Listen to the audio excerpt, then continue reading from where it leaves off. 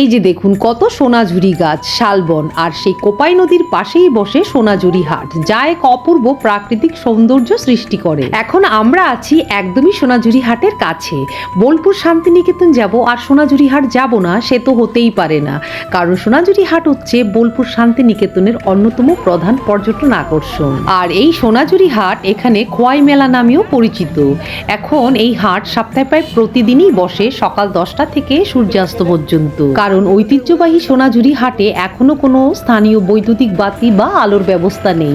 হাটটি মূলত খোলা আকাশের নিচে সোনাঝুরি গাছ আর শালবনের মাঝখানেই বসে। বাহ, খুব সুন্দর। দেখুন হাতে তৈরি শাড়িগুলো দারুণ সুন্দর। চলুন সবটাই আজ আবার নতুন করে দেখি। মূলত এখানকার স্থানীয় শিল্পীরা তাদের নিজেদের হাতের তৈরির বিভিন্ন সামগ্রী নিয়ে এই খোয়াই মেলা বা সোনাঝুরি হাটে বসেন। যেমন এখানে পেয়ে যাবেন বিভিন্ন ধরনের পটচিত্র, মাটির বাসন, কাঠের জিনিস, বাটিক প্রিন্টের পোশাক, ডোকরা গয়না, চামড়ার বেগ, কাঁথা স্টিচের বিভিন্ন ধরনের sari, bed cover, blouse piece আর কুর্তি।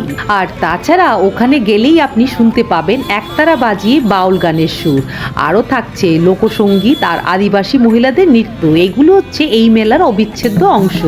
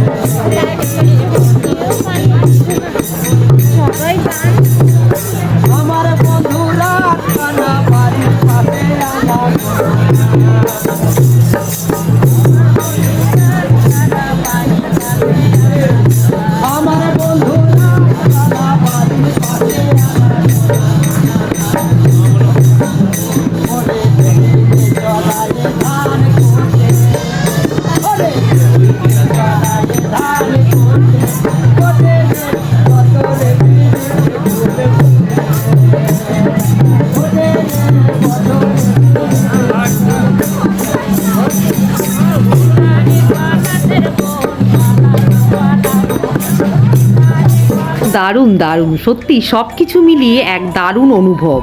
এই গ্রাম্য পরিবেশ, হস্তশিল্প, কারুশিল্প, লোকশিল্প, বাউল গান আর স্থানীয় খাবারের জন্য মূলত পর্যটকরা এখানে বাংলার গ্রামীণ জীবন ও সংস্কৃতিকে উপভোগ করতে পারে। আর সত্যি যতবারই এখানে আসি না কেন, প্রত্যেকবারই নিজেকে একদমই নতুন বলে মনে হয়।